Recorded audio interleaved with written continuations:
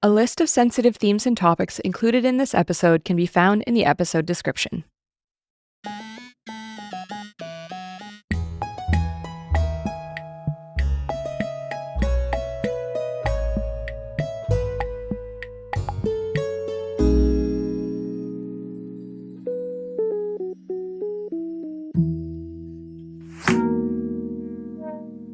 Welcome to This Guy Sucked, the show where we prove that it's never too late to have haters and you can't libel the dead.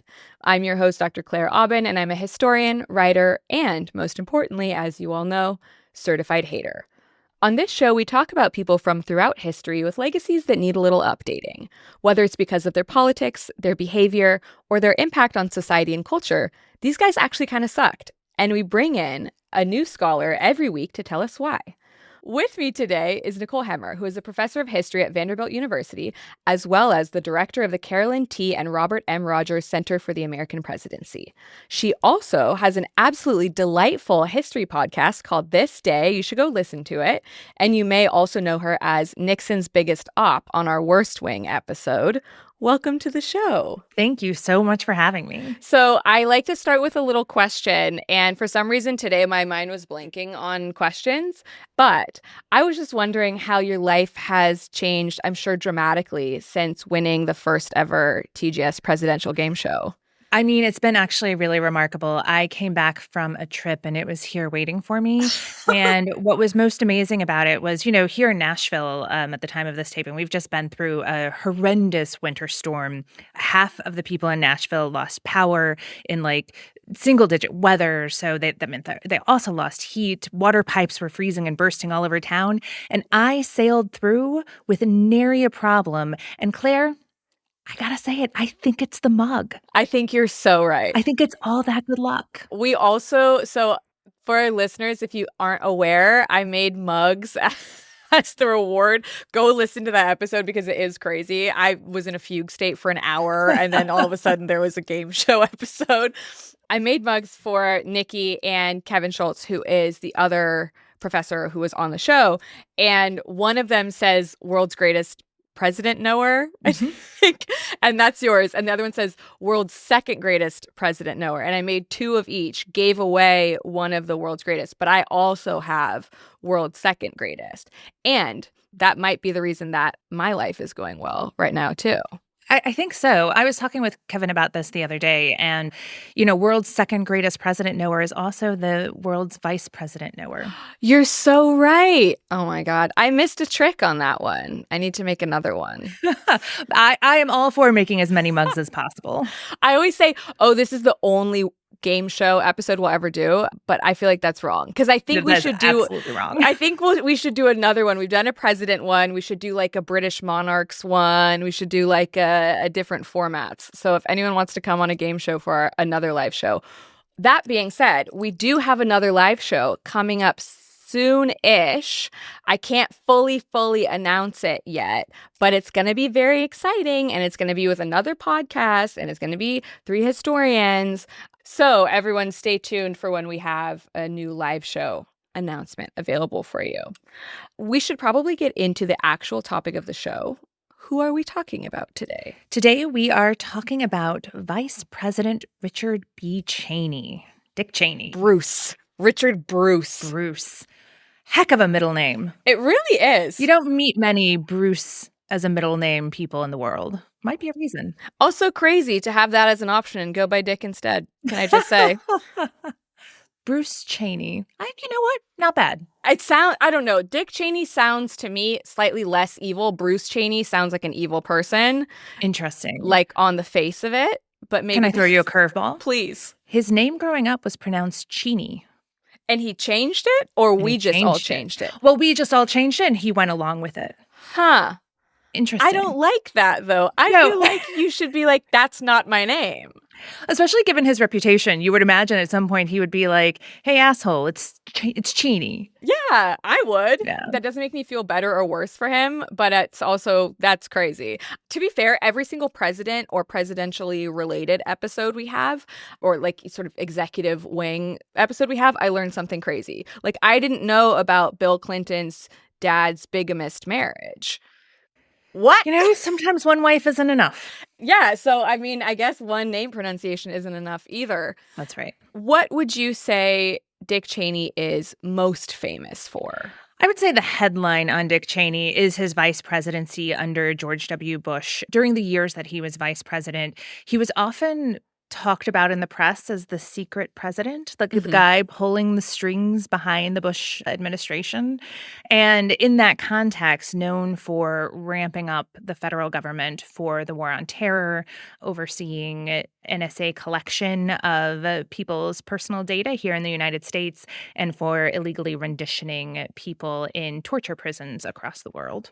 So starting off strong in terms of what may be wrong with him. A few breadcrumbs. Sure. I also, listeners can't see this, obviously, but just so you know, Nikki was doing like a little finger tapping, string pulling throughout all of this, which I think is right. Like in my head, he's this like secretive, evil, shadowy figure. So, I mean, I would say in terms of my knowledge of what he's famous for or how people popularly imagine or understand him as, it would be he's sort of one of the most powerful vice presidents in U.S. history, both in terms of political power and the way that he leverages all of this immense power, because the executive also gains a lot of extra power while he's in the vice presidency. He's a pretty central figure in like post 9/11 security policy, as you mentioned. It's a gentle way of putting it. Yeah. I'm starting soft because I think this one is going to go off the rails very quickly. He's pretty influential, again, soft word, in like Iraq war decision making. His supporters love his strong national defense stuff. But, I had criticized for expanding executive power, supporting torture, advocating war based on faulty intelligence. Oh, and shooting a man in the face. Also, that one is high on the list of the things. And making that man apologize to him afterwards, which There's is no power like the power of that man. Wild. Truly, truly wild. Maybe we'll start with some of his early career, early life stuff so that people understand how he gets to this level of power. He's born in 1941 in Lincoln, Nebraska, and he's raised in Casper, Wyoming. Caveat, I have been to Wyoming several times recently. My partner is from both Texas and Colorado, and he's from the part of Colorado that's right below Wyoming. And I am, for some reason, a Wyoming stan. I love it. I think it's so great. Everyone around me when we go to visit Colorado is like, what's wrong with you? That being said, Dick Cheney being from Wyoming is enough to put me off the state. I mean, it's for many Wyomingans. There are like 600,000 people who live in the state. So to have someone from the state rise to a position of power like Dick Cheney did is kind of remarkable. And I would also say unexpected. He's not like George W. Bush, who would be the president he served under, right? George W. Bush was the son of a president, the grandson of a senator. Here was a man who was going to do something in politics. Yeah. They thought the Jeb would probably be the president, but he always had a leg up on this question of national power. For Dick Cheney, I mean, he goes to school in Wyoming, into high school. He's a very popular athlete. He's dating a girl that he would go on to marry, who was a baton twirler. I think they were prom king and queen. Like, he was popular in that small town guy kind of way. And then something happens. He meets this man who's an oil man, and the guy likes Dick Cheney so much that he gets him into Yale. Okay, this is like the 1950s where this happens, where like a guy who graduated from Yale and then made a bunch of money can pick up the phone and get this random high school student from Wyoming into Yale. There was nothing academically distinguished about Dick Cheney, but somebody who had a lot of money opened a door, got him into Yale. And what does Dick Cheney do with that unexpected windfall of an experience? He drinks a lot of alcohol and flunks out. Yeah, so he left without completing a degree, which I think is hilarious that you were handed this opportunity. And you know who else went to Yale? George W. Just a couple years later. Yeah. Yeah. So, that like ships in the night, they pass each other. And so he goes back to University of Wyoming. Yeah, he goes back to Wyoming. He actually works as a lineman for a couple of years while his then wife is working to get her degree to become a school teacher. He's basically just living that post-EL life, living it up, racking up DUIs, working the line during the day. And after his second or third DUI, his wife is like, this is not the life I want. So get it together. And he kind of gets it together. He goes, as you mentioned, he goes to University of Wyoming. They're married. They start having kids. It's in the middle of the 1960s. And the fact that he is married for a while keeps him from being drafted, gets him a deferment. Then he has kids, and that gets him a deferment. Then he enters graduate school. And so he ages out of the draft system with 5 deferments and never serving in Vietnam, much like the person he would serve under. Sure. George W. Bush. And much like other people, for example, who might become president later. Damn, I can't, he looms in the background of everything. He does a BA and an MA. I think both are in political science, right? Or at least the MA definitely is. The MA is, and he was going for a PhD in political science, but he actually leaves to go work in DC. So can we start there with the rise to evil power?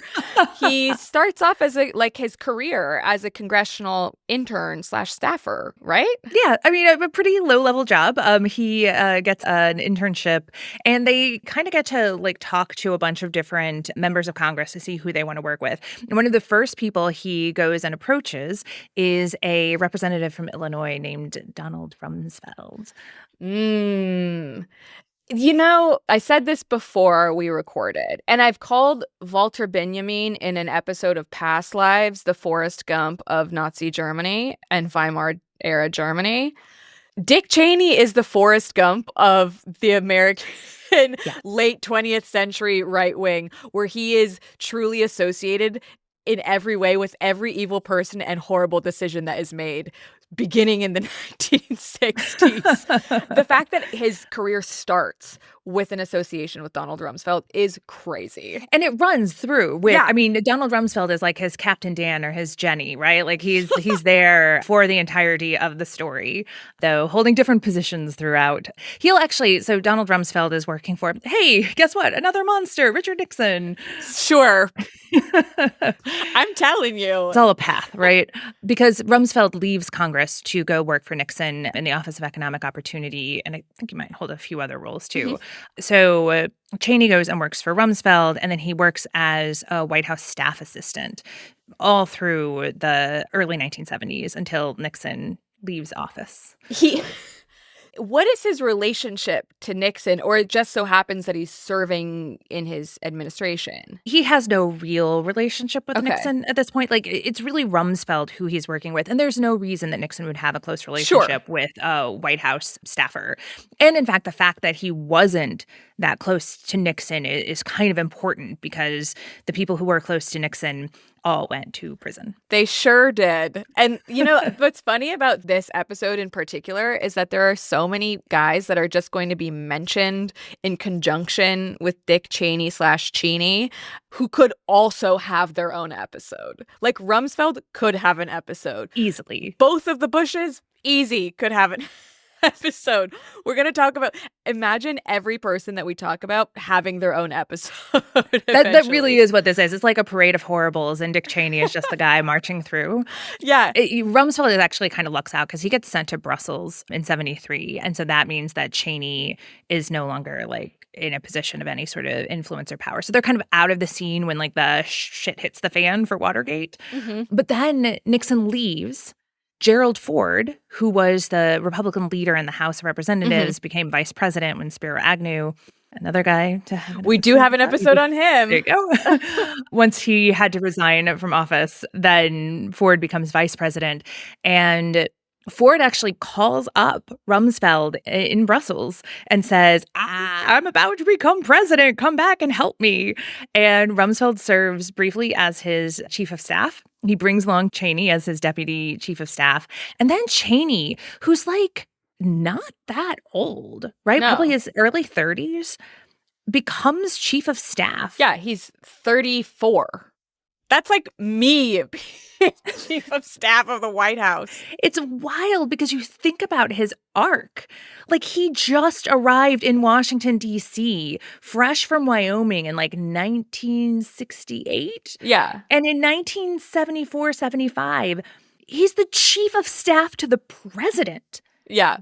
There's some dark magic going on here. Yeah, for sure. And he doesn't even have to be like a Skull and Bones member or whatever. Like he just there is something happening here that he is tapped into. What that is, I don't know, because I'm not a person who researches this, but that is a truly meteoric rise. It is. And I mean, what he's tapping into is that there's a vacuum of power. Yeah. Right? Like, Ford never ran to become president or vice president. He was never on a national ticket. He didn't have years of experience in the executive branch. And all of the people who had been associated with the Nixon White House had to leave because they were in jail. Yeah. And so he doesn't have a ton of high profile, well-connected lifers around him. And so he's tapping into these connections he'd made among Republicans in the House, people like Rumsfeld, and through Rumsfeld, Cheney. And it's in that vacuum into which Cheney steps. And it happens at this moment. You know, he becomes one of the most powerful people in the country, serving a president who has probably the least amount of power. Yeah. Of any president in the post-World War II era in the United States. And that annoys him. Yeah. He doesn't like that Ford has to follow all of these new ethics rules and the War Powers Act, and is constrained in a way that earlier presidents had not been. He's also helping to sort of direct where the right is going to go, right? Because he's helping to manage the executive branch during things like the aftermath of Watergate, which helps to, like, they're able to reorient what they're doing in response to that. Also, I'm pretty sure the withdrawal from Vietnam, like, he's helping to manage what's happening in the executive during the Vietnam withdrawal. There's a lot of, especially the mid 70s, a lot of like economic challenges. There's inflation, rising unemployment. So he's like helping to determine what the right is going to do in response to all of these things. And the direction he points it in is like, let's go down the darkest of paths, basically. Very much so. I mean, he wants the right. In some ways, this will sound like an overstatement, but by the end of the episode, people will see where I'm going. But wants the right to seize power. Mm-hmm. And the way that he sees it possible for them to seize power is through the presidency. Remember that Republicans have been largely out of power in Congress since the days of Franklin Roosevelt, with a few exceptions here and there. And the presidency has been where they have seen success, first through Eisenhower, who was not a friend of conservatives, but, you know, was their man to the extent that they in the 50s, and then through Nixon, right? Nixon was the voice of the silent majority, and people like Dick Cheney saw Watergate as a kind of plot to overturn the will of the silent majority and to force out this strong conservative leader. And Ford was a lot more conservative than I think we think of him as.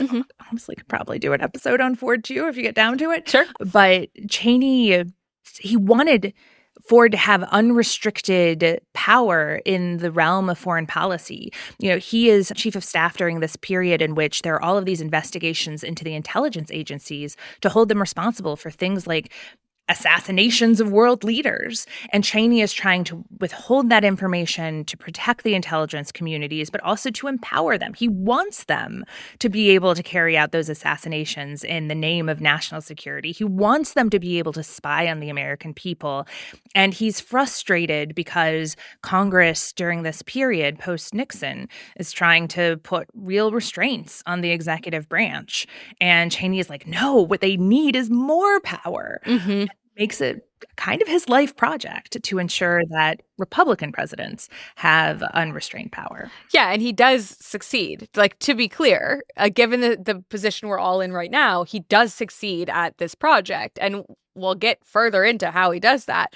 But I do think it's interesting thinking about the post-Watergate right, and the Republicans, and the relationship to like paranoia and suspicion, and how this creates a long-term approach to politics where there's a belief that the right is being undermined by some other secretive thing, and that the way that the right should respond to that is by doing more secret things and taking more power, because you see that repeatedly happening. You see that even with things like January 6th, where there's this thing where we've been overruled and these votes aren't being counted and things are fake, and it's because they just don't want us in power.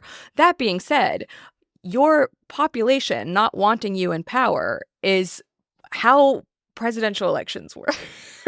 Is how the Kind of how presidency democracy works, right? Yeah.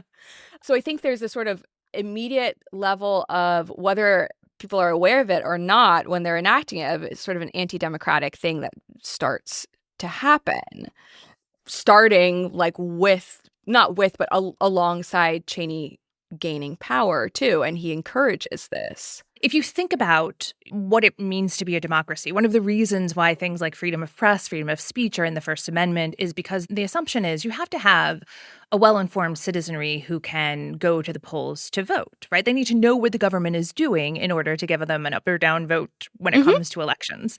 And that push for transparency was seen as a small d democratic push, right? This is going to make us a more open, a more fair, a more democratic society because people will be able to see what their leaders are doing and hold them accountable. That idea of democratic accountability is huge in the 1970s. And in many ways, Cheney dedicates his career to attacking both those things, both the democracy and the accountability. And we'll see that over the course of his next 30 or 40 years in the federal government and in the legislative branch, because he is really working to roll back accountability and ultimately to roll back democracy. To draw from another episode we've done on Carl Schmitt, I think there's also a sort of Schmittian approach to a lot of these things where he's saying we need to find ways of taking power for the executive branch by using things like states of emergency or needs for surveillance or whatever to argue that that's why the executive needs so much more power than everywhere else. And that's why the legislative branch doesn't need to matter that much and whatever, even though he will, right after being in the White House with Ford, go on to be a congressman. But I mean, it is interesting that there often are on the show a lot of through lines between guys we've talked about who think things and then people who then put those thoughts into practice, which kind of proves that a lot of this is in this sort of primordial soup of like badness that is self-referential over and over and over again. Right. And it's not just like an instinctual primordial soup, No. right? These are people who have connections with one another and think about these ideas. And so, like, people invoke Schmitt a lot these days. Yes. And it's like, oh, you should have been invoking Schmitt for the last quarter of a century. Yeah. Because the idea of a state of exception in particular is the driving ideology, whether openly or not, behind the power seizure in the aftermath of the 9/11 attacks. Yeah, absolutely. I have made that connection several times when I'm reading about this, where people are like, and now they're using everything as a state of exception. And I have to be like, were you alive in 2001? I mean, honestly, some of them weren't, but well, to be fair, that's actually true. Sometimes my students will tell me what year they were born, and I'm not that old, and I feel like, whoa, woof. Nothing like a college campus to keep you honest about how time passes. That is hard. My partner's younger brother is 10 years younger than him and was born 2 months after 9/11. And that freaks me out. I'll be so right real here with you. Yeah. And we go out to bars and stuff. That's wild to me. Hi there, it's Claire. The episode you're currently listening to is free for everybody, but the next one won't be. Because we're trying to make this show independently and sustainably, we switch off between free weeks and Patreon weeks. So, if you're a fan of good, accurate public history made by actual experts, consider supporting our Patreon. It's only one tier, which means everyone who subscribes gets access to the same perks across the board. For the price of a pair of socks, you'll get access to a new episode every week instead of just the bi-weekly free ones, and they'll all be ad-free for you.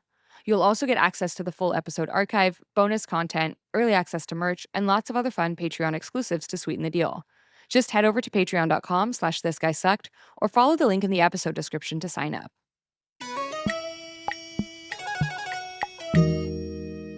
Let's fast forward right after the Ford administration, because we really need to put him at the heart of everything that happens. From 1979 to 1989, he is elected as Wyoming's at-large congressman and reelected 5 times, which is how he has this long, long term. While there, he serves on the House Intelligence Committee, the House Armed Services Committee. He becomes chairman of the House Republican Policy Committee. He's the House Minority Whip.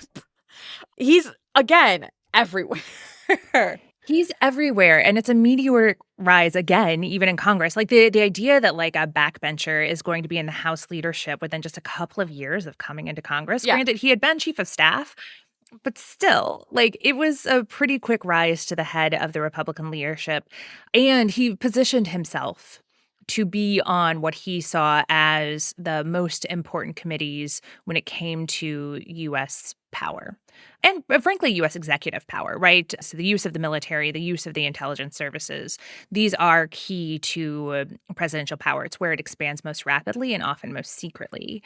And you know, he's kind of present throughout the Reagan years as this member of Congress. But I think the important thing that he does while he is in Congress is he serves as the ranking Republican on the House committee that is looking into the Iran-Contra affair. Mm-hmm. It would take more minutes and possibly hours than we have to talk about all the ins and outs of the Iran-Contra affair. But it's basically the Reagan administration broke 2 big laws. One, it had been barred from helping the Contras in Nicaragua. And 2, it had been barred from selling arms to Iran. And does both of those things in this massive scheme that was carried out by essentially a secret government within the government. And once it is revealed that this is happening, then there are these hearings that are happening on Capitol Hill to find out the extent of the lawlessness and the wrongdoing. And Cheney, as the ranking Republican, ends up authoring a minority report. So the committee itself authors this report that's like, hey, there's a lawless secret government. That's not great. I thought we weren't going to do that after Watergate. So it's a pretty hard-hitting report against the Reagan administration. And Cheney writes this counter report that's basically like, well, if you think about it, those laws were unconstitutional in the way that they restrained executive power. And so, yeah, he broke the law. But if the law was unconstitutional, then did he really? He writes a BuzzFeed explainer that's like, yes, there is a lawless secret government. And here's why that's good for you. Exactly. Here's why you should be happy. That's crazy. It's wild. That's because wild. What it is it is a statement of unitary executive theory. Yeah. And basically unrestrained presidential power. He's basically saying the president should have this power. Therefore, the president does have this power.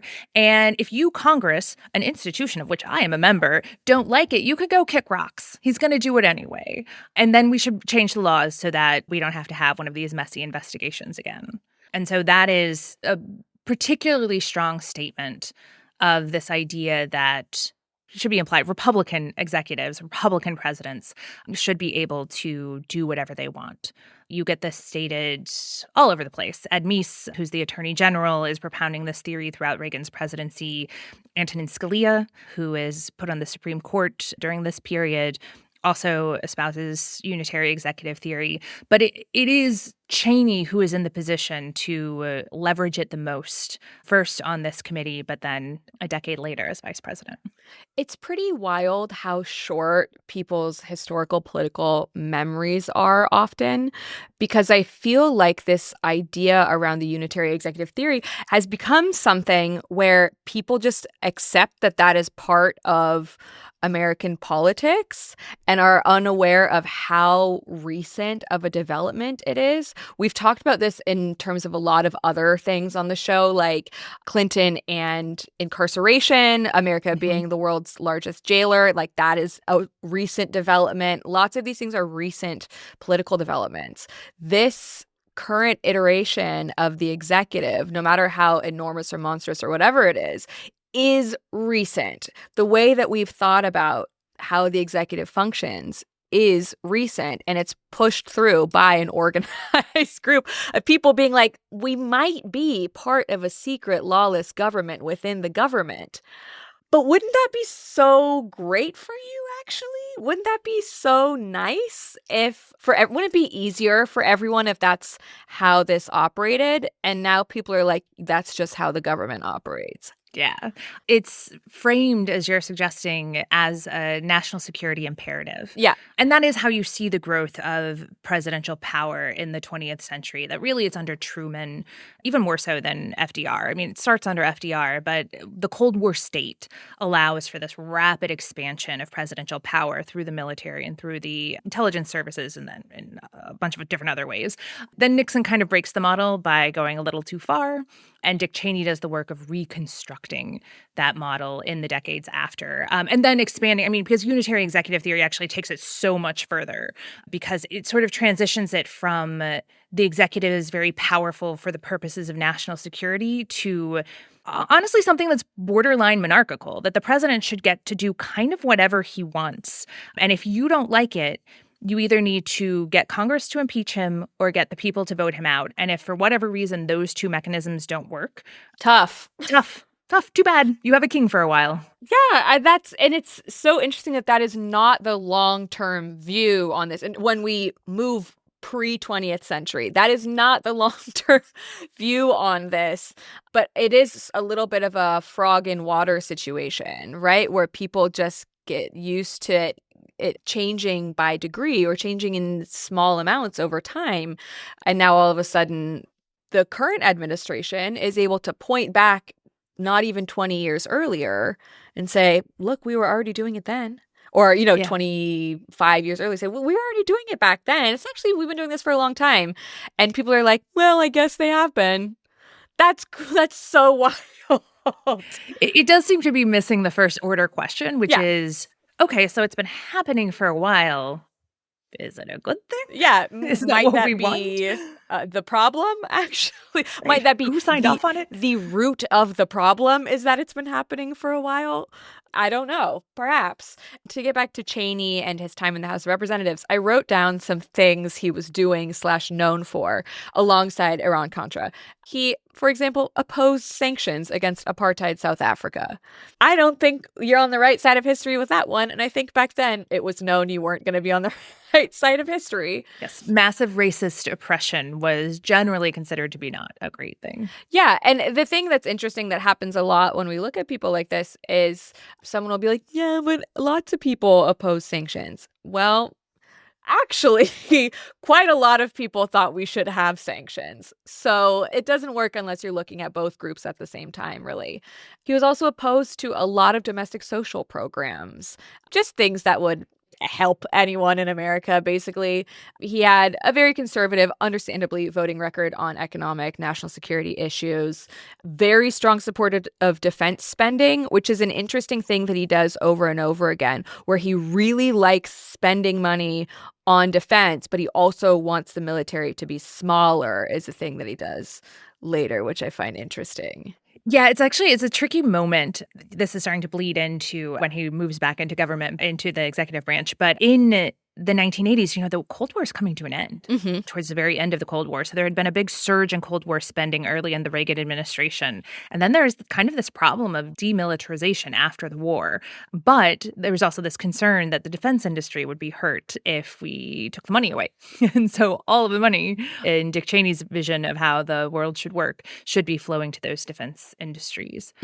What's interesting about the character that you're describing when he's in office is he is deeply conservative. If you look at his voting record, he is so conservative, but he actually has the reputation for being a moderate. What? Because of the way that he carries himself, right? He's not like a guy who's going to go on later on, like something like the Rush Limbaugh show. He's not the guy who's going to be out there giving like these crazy sound bites. He's not in search of publicity for himself. He's in search of power. And so he's not screaming. He's not talking conspiracy theories. He's working behind the scenes. And he is misunderstood in some ways, even in his own conference, as someone who people thought was a lot less conservative than he really was. But as you're listing, like, he was clearly quite a conservative politician, but he was able to escape notice in a lot of ways.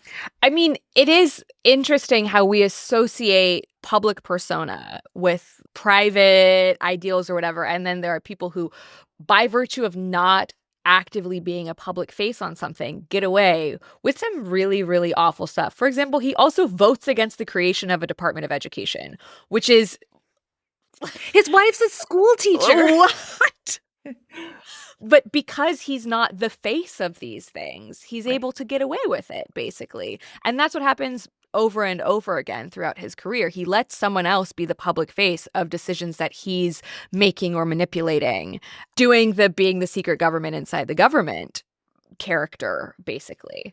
Should we move to the next phase, or do you have more for the congressional phase? We're kind of going bullet point style on this. We are going bullet point style, but this is a very long career that he has. Yes. And your Forrest Gump analogy is really apt because he is about to enter the George H.W. Bush administration. Yeah.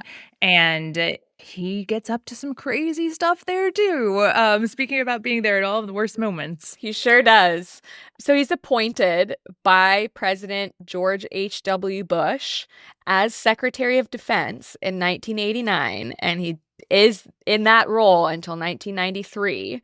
He, again, to use the Forrest Gump thing, he is there for the end of the Cold War, the collapse of the Soviet Union. He is there for every important thing that has happened in American politics in the end of the 20th century. It is insane. And we haven't even gotten to much of the other stuff he does while he's there. It's wild, right? Because that's an enormous position, yes. Secretary of Defense, right? He's functionally running the military and is the face of military policy in the U.S. at, as you just mentioned, one of the most important moments for the U.S. military, navigating the end of the Cold War, which, in addition to being this great geopolitical challenge for the United States, what do we do now that the Cold War is over, but is also like a real ideological problem for Cheney, because the case he had been making about national security was being made in the context of the Cold War. Mm-hmm. So now he's going to have to pivot to find new threats if he wants to continue to make his national security argument.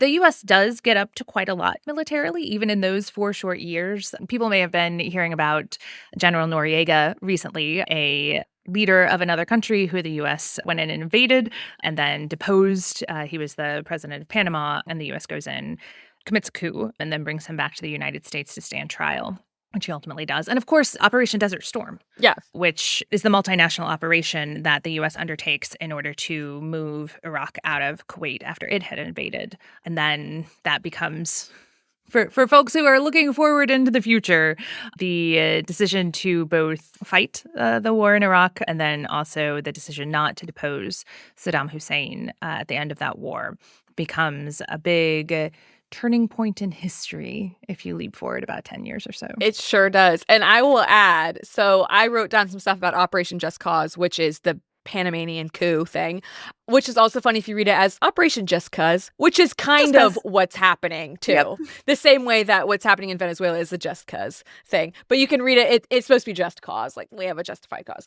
But that happens in December 1989. He has only been in the post since October at that point. Within 2.5 months of taking the post of Secretary of Defense, he's like, let's go fuck with Panama immediately. And this is another example of the U.S. saying there are allegations of something happening here. This intelligence that is pretty iffy on a lot of this. They invade with 27,000 troops, capture Noriega, take him to the U.S. to stand trial, also kill a lot of Panamanian civilians while doing so. They have these moments of heavy fighting in poor neighborhoods, obviously violate international law, is enormously disproportionate to their goal, and they make civilians pay the price. And this happens over and over and over again with Cheney. And it's treated like a massive success, or he and his administration, the people that he's not, I mean, not his administration, but the people in the administration he's working around treat it as this huge success. Yeah, it's seen as not quite America's back baby because America had been feeling its oats for some time by that point in time. Mm-hmm. But this idea that like we are this force for democracy and justice and law around the world. And yes, maybe you break a little bit of international law on the way to law and Yeah. order, but I mean, don't you have to break some eggs to make an omelet? That's like, Don't we deserve a little treat? right? He's like, can't we just kill a few hundred civilians as a treat? I don't understand. And it's not as though the U.S. had not killed Panamanian civilians Well, in the past. It's yes. been doing it for, a fair amount of the 20th century. Absolutely. But it is that sense of American imperialism, like America can do what it wants, especially in the Western Hemisphere. That is a age-old concept. But this idea that America gets to decide where it invades, gets to decide how much war it wages, and then gets to decide like whether that's lawful or not lawful. That is a big through line in Cheney's presidency and on the right more broadly. I mean, Reagan in 1984, the U.S. is sued by Nicaragua in the World Court for mining the harbors in Nicaragua, which is a war crime. Mm-hmm. And the World Court finds in favor of Nicaragua. And Reagan is like, oh, well, we don't recognize the jurisdiction of the World Court anymore, so that's not a problem for us. Mm-hmm. And that attitude is one that Cheney is going to take with him into the 1990s and 2000s. The idea that unaccountability is just a normal function of the executive or of anyone associated with it really has been borne out in pretty horrific ways. And it's interesting because in the last election, Cheney's daughter was like, we don't have to do this again. And serving as his sort of kind of like a surrogate for Cheney in this way. The assumption is that people are like, oh, well, the Cheney family therefore have some problem. But like, you did this. There's a very like, we're trying to find who did this thing. And it's you, man, your dad. This is where this is coming from. Love the idea of Dick Cheney in a hot dog suit. Dick Cheney, we're skipping forward in the story, but in 2024, Dick Cheney does endorse Kamala Harris. Mm-hmm. We can talk about whether that helped or hurt her, but it's sort of because he dies in 2025. There is this like way that some journalists treated this as a redemption arc. Yes. Like, oh, Cheney actually turned out to be pro-democracy this entire time. And it conveniently overlooks that he constructed the world in which January 6th was possible. Yeah. And the pardons of January 6th defendants and those prosecuted for it, as well as Donald Trump's return to office in 2024. It's just not possible without Dick Cheney. Before there was January 6th, there was the Brooks Brother riot, which led to the Bush-Cheney victory in 2000. So we've skipped ahead a little bit, but for those of you whose last memory of Dick Cheney is that he turned on Donald Trump and supported Harris in the 2024 election, that's a deathbed confession or a deathbed conversion. Yeah. And it's also like in the does it help her or hurt her thing. Sometimes it's like, okay, but also what does it say about her if he was like, well, I might be aligned with her actually. And it's not worth relitigating some of these things. But I do think it's interesting that everyone is like, well, we had this excellent opposition. It's like, well, the excellent opposition was also endorsed by someone who truly paved a path that then later people like Trump would get to sort of skip down, But to return to Cheney, the number of things he does while Secretary of Defense in the late 80s, early 90s, although even late 80s doesn't really count because it's the last few months of the 80s. You've mentioned most of these because really what they do is set up the path to the Iraq War. Mm-hmm. That is really fundamentally the thing that I think in reading this is kind of most important when he's Secretary of Defense, is he makes the Iraq War not only possible, but likely, and clearly in his view, kind of inevitable. And it comes at an opportune time for him. So we can pause to get there because he has a side quest in the middle, which then helps him later, where he becomes the CEO of Halliburton. He sure does. Halliburton Energy Company. He's going to become a millionaire many times over for his 5 or 6 years of work with Halliburton.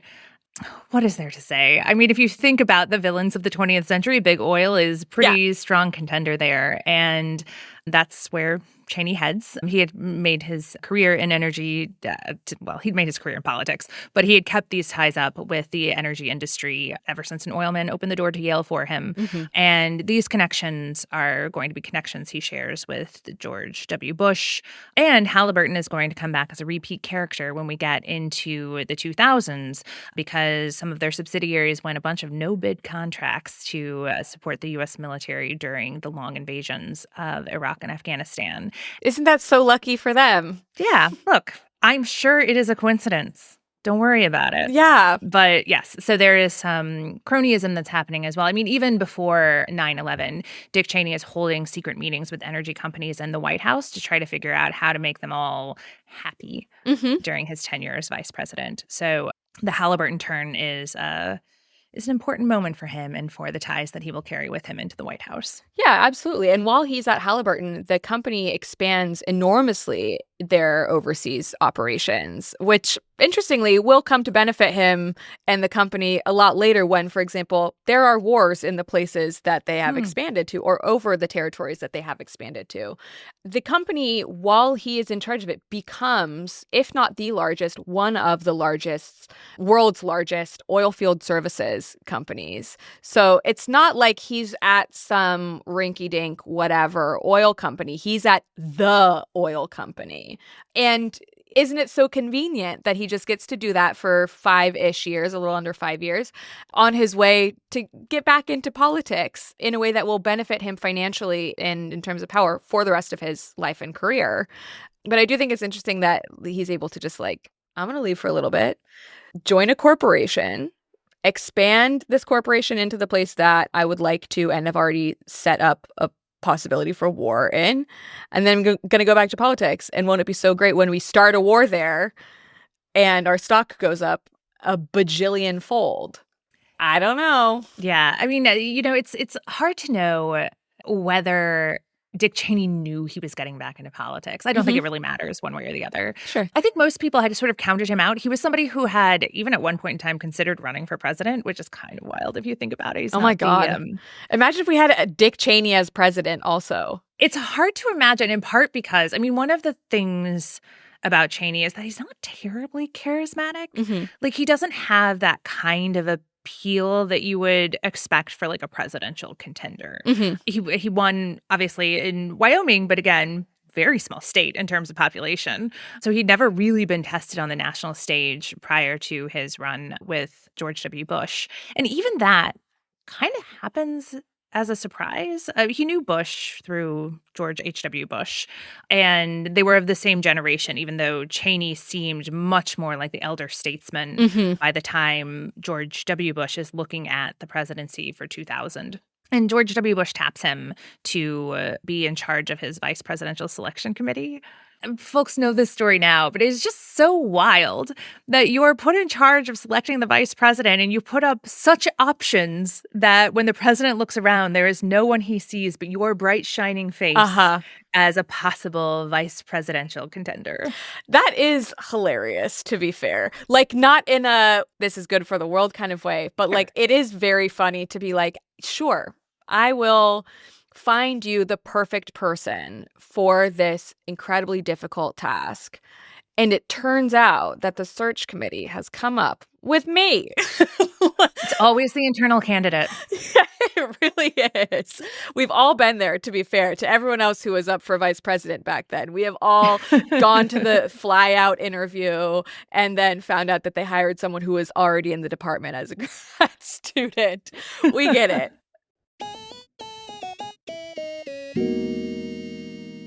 I'm here with a quick mid-roll shout-out to tell you about other multitude shows I think you might be interested in. So this week I want to talk to you about Pale Blue Pod.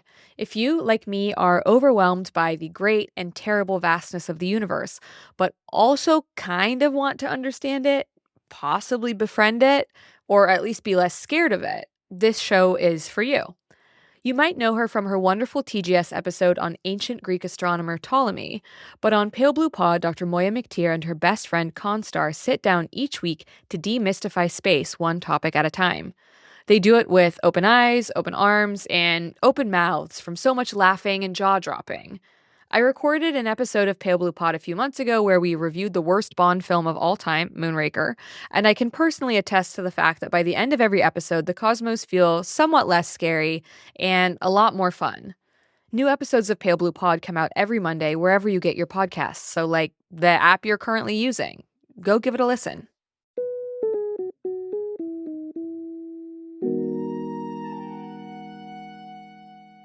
Also, to be fair, when I said, I wonder what it would have been like to have Cheney as president with the George W. Bush presidency, we kind of did have Cheney as president, to be fair. This definitely was the through line of those 8 years in office, was this idea that Cheney was secretly president.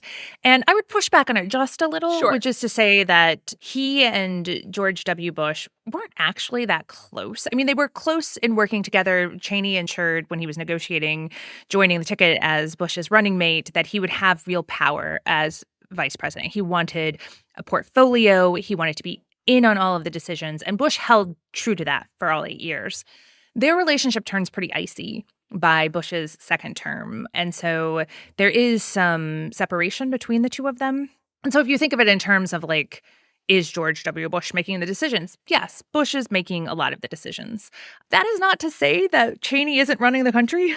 And in fact, in more meaningful ways, is guiding the direction that the country is taking during those years. It's just that he's pulling the levers of power in different ways. And that ranges from the conversations he's having with oil executives to mounting the case for the invasion of Iraq to working on these secret programs with the National Security Agency and the intelligence agencies and the CIA for rendition programs. So he is exercising presidential level power without necessarily being like the guy in charge. I mean, it is a kind of fascinating way to understand the presidency, to sort of see it as like there are decisions the president is making in terms of talking about particularly the Bush 2 presidency, their second Bush, not the second, you know what I mean? Yeah. The younger Bush presidency, that he is the president and making presidential decisions, but Cheney is shaping the contours within which he is making those decisions, right? Right. He's shaping the options. Yeah. He has this unusually strong role in defense policy, in intelligence, like you said, and in energy policy. So often when we're talking about oil, what we're actually talking about is like energy in general and policy around energy. And there aren't that many vice presidents who are that into the energy sector. But again, he has a vested interest in this and he has long-term connections to it. And so he's able to shape this. And we see through these wars in the Middle East that the energy sector is intimately connected with the defense sector. And so these things they're not the same, but there is no extricating them from one another at this moment in time. And so him being into both of them is not good. No, it's not. And I think it's too simple to say, like some of the protest signs said, like war for oil. It's not quite that one-to-one relationship because there are these other concerns and interests around American power, and to say democracy promotion is to use a term that isn't accurate, but this idea that America gets to decide what kind of government you have. That is a real geopolitical interest of the United States, and that Cheney was pursuing quite aggressively into the cost of hundreds of thousands, if not millions of lives.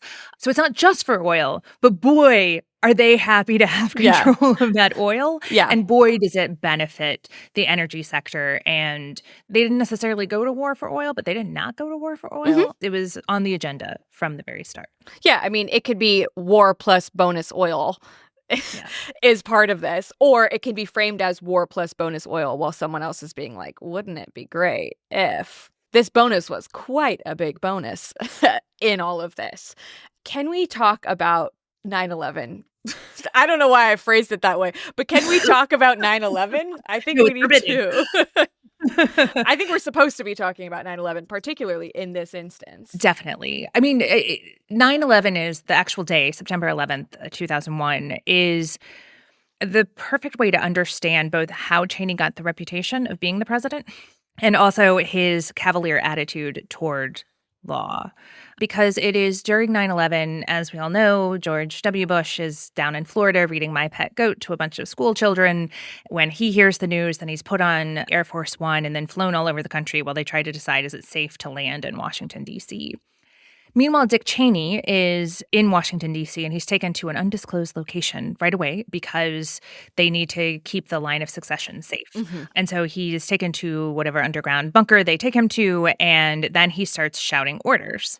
And there are people standing around, and they're like, are you the guy who gets to give us orders? Yeah, you're actually still not the president. Yeah. And he sort of claims presidential authority in that moment. In the most serious incident, as that day is unfolding in terms of the misuse of power, Cheney okays a shoot-down order of American planes that if an American plane comes into, like a commercial jet, comes into a particular radius around the White House or around Congress, he gives the military permission to shoot it down. Dick Cheney does not have the authority to give this order. It has to be given from the president. And hard to say if he fudges it, if he outright lies that he has that authority, but he seizes that authority. And in some ways, we have like a previous glimpse into that this was going to be the kind of guy he was going to be. In an earlier era, he was part of continuity of government exercises in which they sort of role played what happens if the government is decapitated and how you continue governance in like the secret underground bunker. And he envisioned in those exercises a world in which Congress had no role in the line of succession, that it was just the executive. So in these scenarios, they didn't include the Speaker of the House or the members of Congress who were in the line of succession. They just cut them out. And he was doing this, I believe, while he was in Congress. So again, like he's really stabbing his branch in the back during his years there in order to sort of secure executive power. But that idea that like whoever's in the room gets to call the shots is something that he had been thinking about and advocating for a while before he becomes the guy who's in the room calling the shots. And I think that idea that you can just grab power if it's there, if nobody else has claimed it, it's yours, is very much true to who Dick Cheney is. Like he believed he had that right in that moment, regardless of what the law said, and is so dangerous and anti-democratic. Yeah. It really is an expression of what he is thinking and feeling in this moment, like what he truly believes his role is as vice president or person with any sort of closeness, proximity to the presidency, to immediately in that moment say, well, here are the powers I'm delegating to myself. That's pretty worrisome. Yeah, it's not great. Just in that moment, if someone was like, well, what should we do? And he was like, shoot down American planes. That's not good. Like really, really bad, actually. It's not great as an order in and of itself, although you can understand why it might be. How these institutions could come to that decision. But the idea that he gets to give that order when he doesn't have the authority, what it shows you is he already has that state of exception model in his mind, that an emergency happens and he immediately says in his head and through his actions, the Constitution has been suspended because in that moment it doesn't control. Yeah. And then he extends that state of exception for the next 8 years. Yeah, absolutely. Thinking about that as the first moment post 9/11, which then kind of sets the tone for the rest of the post 9/11 Bush presidency, it makes you understand that presidency and the decisions that are made thereafter in much more color, I think, or with a lot more color to it, where you sort of are like, oh, from the second this happens, there is a willingness to just immediately throw out the Constitution in order to make these sweeping executive decisions. And the first opportunity that Cheney has to be the person to make those decisions, he absolutely leaps on it. So that kind of tells you a little bit about how he views himself and his role and the branch that he's acting within. What happens after 9/11? like not just in that moment, but going forwards? I mean, after 9/11, then the attention moves to what is the U.S. response going to be? And the U.S. war in Afghanistan, in some ways, was as inevitable as you get, right? There's obviously enormous support from the U.S. public. There's kind of a wartime sugar high of popularity for the Bush administration in the months that immediately follow September 11th. But there's also support from other nations. Like other nations are like, absolutely, you get to go into Afghanistan. You get to topple that government because we see them as responsible for housing Osama bin Laden. He planned his attack from there. Okay, you're good to go. The questions about the fact that folks were from Saudi Arabia and from other places that were not Afghanistan get conveniently set aside. And I think that understanding the energy sector is a good way to begin to understand why that is. And then pretty early on, I mean, the day of, there's already talk of, okay, how do we connect this to Saddam Hussein? Basically, as the crisis is unfolding on September 11th, Cheney, Rumsfeld, and other folks who he had served with in an earlier phase of his career are looking for any kind of way of making the argument of Iraq is also responsible for this, so we need to invade Iraq. And they begin seeding that case immediately. They are scraping the intelligence, trying to find ties. Sometimes they use what they know is false intelligence in order to try to convince people in Congress, people within the administration. So Colin Powell, who is the Secretary of State, I think at this point, is firmly against this invasion of Iraq. He doesn't think that the evidence is strong enough. Cheney basically bullies Powell, not to give Powell a pass, because Powell does it. Powell knowingly gives false intelligence to the UN and makes the case that the U.S. needs to go to war in Iraq. So he doesn't get a pass for it. But at least he was reluctant. And it was Cheney who was putting the pressure on him to go and make this case. And the reason Cheney was pressuring Powell was because Powell was the only one with any credibility in the administration to make the case. The only people that Americans trusted when it came to making the case for the war with Iraq, because everybody else had dirty hands, right? Everybody else had ties with the oil industries, right? It just didn't look good, had revenge motives from previous era, but Powell they trusted. And so Powell was put up to make the case. But it was Cheney who was in the background gathering the evidence, manipulating the evidence, manufacturing the evidence in order to make the case for Iraq, because he really, really, really wanted to invade Iraq. And again, there's a multitude of reasons for that. Oil is certainly one among them. And the invasion of Iraq does happen, as you know, in the months that follow and would extend for some 10 years after.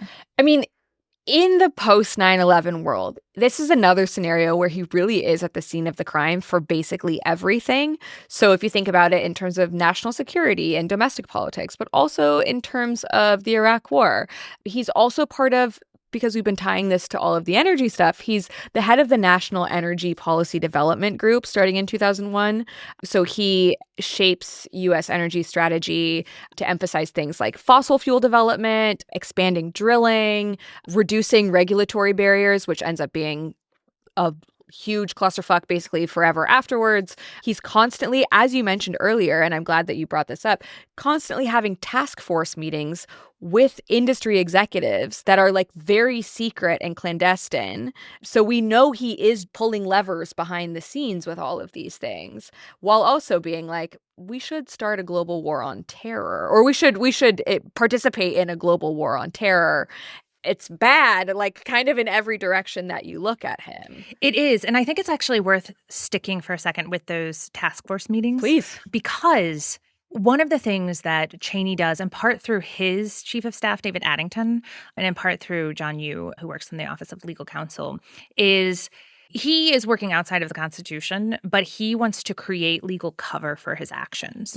And so he has his lawyers come up with novel legal theories, not because those theories are right, sustainable, defensible, but because it's something, right? Something you can hang your hat on. So Addington comes up with this idea that, well, technically, the vice presidency is the fourth branch because it's partly in the executive branch, but he also oversees the Senate.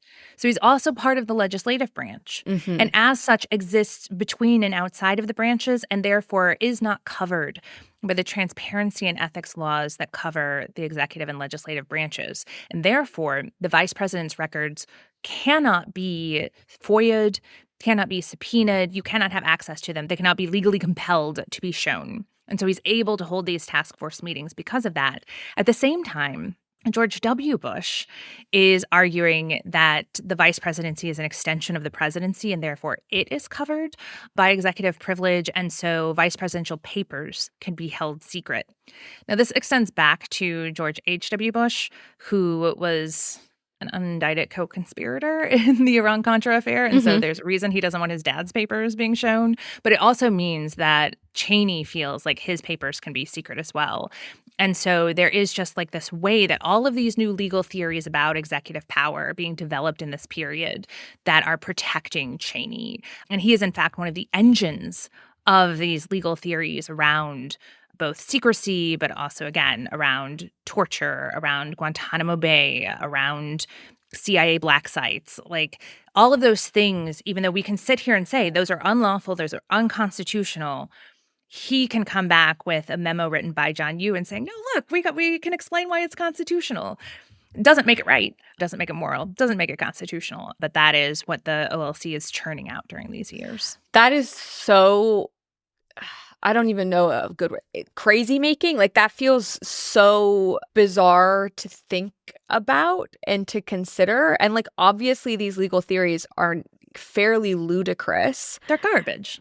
But they're being presented as reasonable. And because the presidency and the executive branch still at this point has the veil of sort of like reasonableness, of civility over it, people are kind of like, I guess. What can you do? There's a piece of paper that says it's constitutional. Yeah, our president would never do anything knowingly that would be bad for us, which is like, they have been since the beginning, to be clear. Yeah. That's not a novel development. No. I mean, yeah, I'm glad that you also started talking about things like Guantanamo Bay, because that to me still, because I was quite young at this point. I was like old enough to remember everything, to be clear, but still very young. And I remember hearing about things like black sites and Guantanamo Bay and why these were like actually necessary and needed. And I was in Oregon, which is like not a particularly right-leaning state, or at least the part of Oregon that I was in. Where you're from. Yeah, I was going to say, hold on, I'm from Portland, so this was a different thing. Fair, okay, yes. Most of Oregon, different story.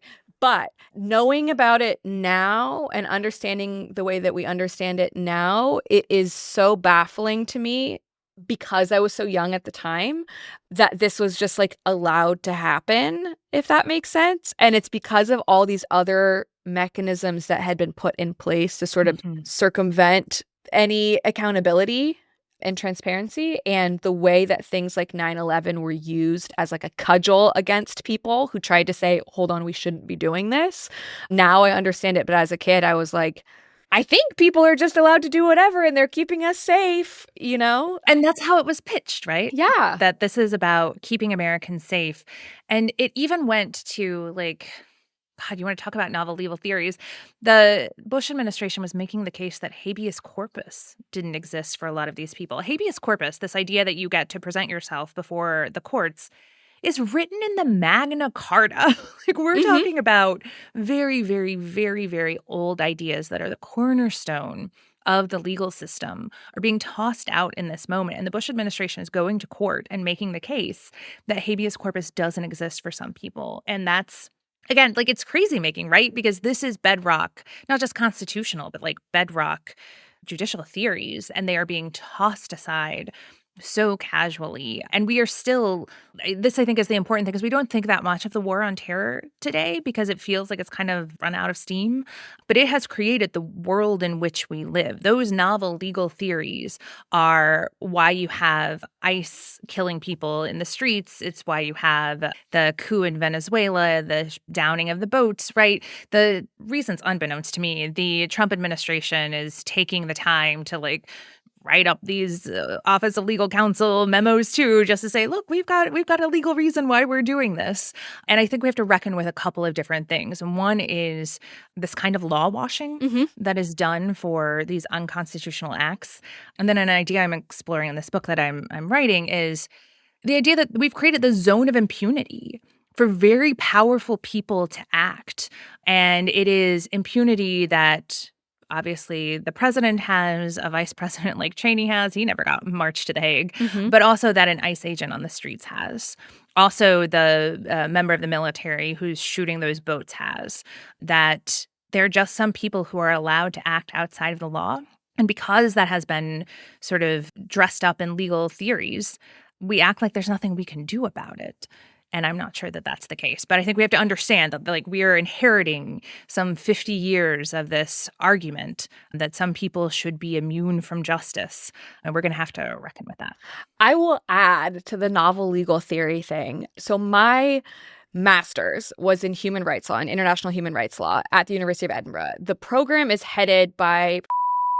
She's amazing. She was my supervisor for my thesis.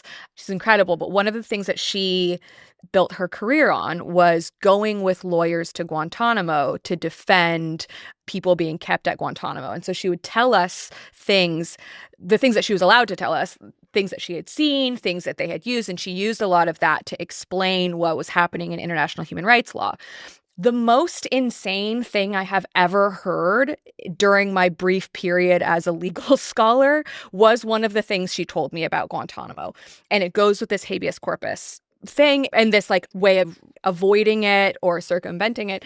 She basically explained one day in class that one of the hardest parts of the jobs of the defense lawyers is that the argument being presented to them for why their clients could never get out of Guantanamo, would be forever prisoners no matter what, would always, always be held, was that they had classified information in their brains. Their brains had been considered classified, and they did not know what information the people knew. Like the detainees did not know what they knew that was classified, like weren't aware which information they held that was classified, and therefore could not go to trial, could not ever be released because the contents of their brains contained classified information that would allow them, if they were out in the world, to pass on that classified information so they could never, ever be released.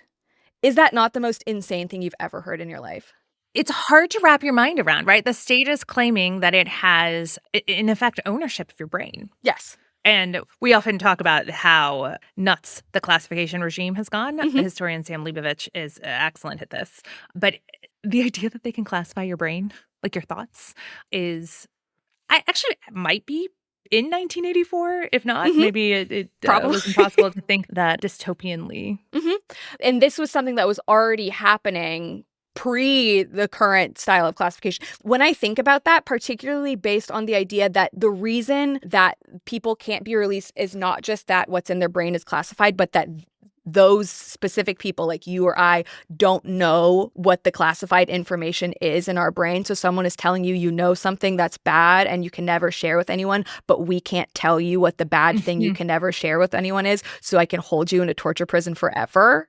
That is so frightening. Yeah. To try to imagine and understand that. And like Dick Cheney is a huge advocate for this style of the application of or misapplication of American law and of very clearly unconstitutional legal theory.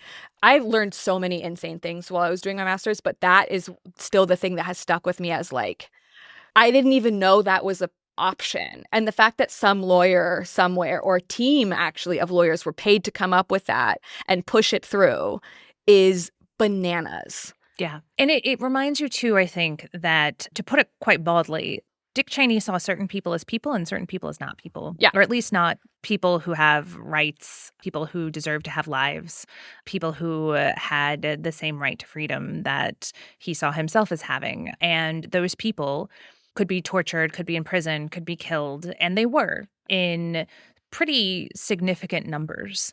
And that is his legacy at the end of the day, is the lives that he destroyed because he didn't think those lives were worth very much. Yeah, I mean, and this happens in so many different ways and in so many different places. It's not like this is relating to one single thing that he did.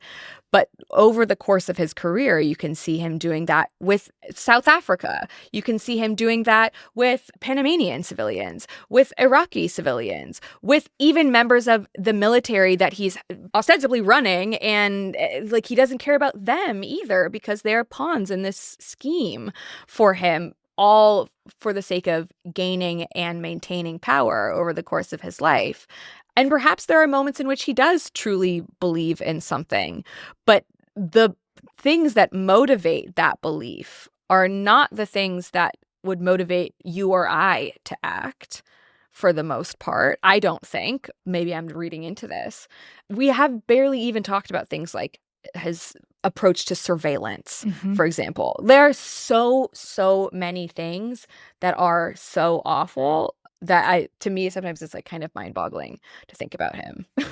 This is why I think that he is a perfect candidate for this show, is because he sucks so much in so many different ways. I mean, let's just very quickly, just to take the surveillance thing, he signs off on the NSA program that allows for surveillance of basically every phone call coming into the United States. And so a lot of Americans end up getting spied upon.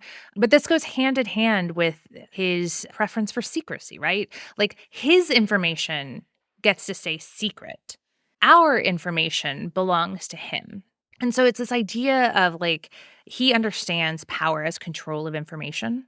And that's why he is so aggressive in attacks on what he sees as espionage or leaks or those kinds of things. I mean, even back in the 1980s, Seymour Hersh is writing about Iran-Contra, and Dick Cheney wants to have him prosecuted under the Espionage Act. And of course, the Espionage Act is going to come into full flower, a second Bush administration, and then also the Obama administration. And Cheney is one of the people who's like mainstreaming that again. So like, your information belongs to me and my information belongs to me. And that's his view of the world and of power. We could talk about him for so much longer than this, but we're already at almost an hour and a half long. Like, there is truly so much. And this was like just us going point by point through his career. There are so many other things that can be said about the long-term legacy of this, some of which we touched on. But then the weird redemption arc that you mentioned later in his life, and how when he died, which was very recently, people were like, well, we should really think of him in a more global sense and the long-term arc. And like, I will say, we just looked at him since the 1960s and we're like, no, it's really all bad from start to finish. War crimes all the way down. Yeah, I was gonna say, there's no point at which you're like, and then he acted in the best interest of the world. And maybe he did. Like in the sense, maybe he believed that that's what he was doing. I find it really hard to make that argument when you look at the sort of longer, broader arc of his life and career. And I think just to put it like a closing note on it, like, he didn't endorse Donald Trump in 2024. He did endorse Donald Trump in 2016 and 2020. Yes. This is not a redemption arc. Like, it's just, it's very bad all the way up to pretty close to the end. I mean, it is. And again, we've said that like his daughter gets used as this weird surrogate for him. And it's just like, okay. Like, I don't find any part of any argument that he might have been good, not that there are that many of those, particularly compelling. Like, I think he's like, in my mind, a Kissinger-esque level of like evil from start to finish in terms of what he enacts and what he endorses and who he participates in all of these things with. And I don't think there's redemption to be found there. And I think the desire to find redemption is more of a psychoanalytic issue than it says anything about his life and him as a person, to be honest. Strongly cosign. Well, thank you so very much for coming on the show. He sucked so much. I hate Dick Cheney. We were like, let's do an emergency episode, and then we waited a little while, and I think that maybe was good because I want to keep the foot on his neck, basically. Yeah, you want the yeast of your hatred to rise to its full potential. I don't want him only to have mean episodes in the 2 weeks after he dies. I want to remind people 6 months later. Don't forget, still sucks. He still sucks and we still hate him. Thank you again for coming on. For listeners at home, Nicole Hemmer can be found on Blue Sky at Past Pundit and on Instagram at Past Punditry. And you can get yourself copies of her books or go listen to This Day at the links in our episode description. Thanks for tuning into this episode of This Guy Sucked, a member of the Multitude Podcast Collective. This episode was hosted by me, Claire Aubin, featuring special guest Nicole Hemmer, and edited by Rootin' Tootin' Jumpsuitin' Julia Schaffini. All of our theme music was written and produced by soy sauce savant Marshall Dean Williams. If you'd like to support the show and get access to all episodes, including 2 extra episodes per month, and access to our full archive of episodes, you can subscribe on Apple Podcasts or to our Patreon at patreon.com/thisguysucked. See you next week.